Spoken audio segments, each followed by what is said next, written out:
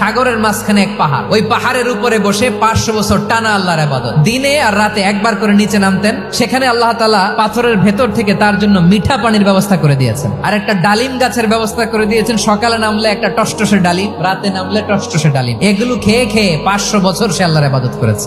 আল্লাহর দরবারে কিয়ামতের কঠিন ময়দানে যখন লোকটা হাজির হয়ে যাবে, আল্লাহ বলবেন 500 বছর ইবাদত করছে তো আমার দয়ায় আমার বান্দারে জান্নাত দাও। এই বান্দা বলে বালবি আমালি, আল্লাহ তোমার দয়া লাগবে কেন, আমি আমার আমল দিয়ে জান্নাতে যেতে চাই। আল্লাহ বলবেন তাই, ঠিক আছে, তোমার 500 বছরের ইবাদত এক পাল্লায় রাখো। আর আল্লাহ বললেন আমি যে দয়া করে সৌন্দর্য দেখার জন্য তোমার দুটা চোখ দিয়েছিলাম, দুটা নয় একটা চোখ আরেক পাল্লায় রাখো। রাখা হবে, দেখা যাবে ওই 500 বছরের ইবাদত হালকা হয়েছে, আর মুহূর্তের মধ্যে আল্লাহর দেয়া একটা চোখের নেয়ামত ভারী হয়ে গিয়েছে।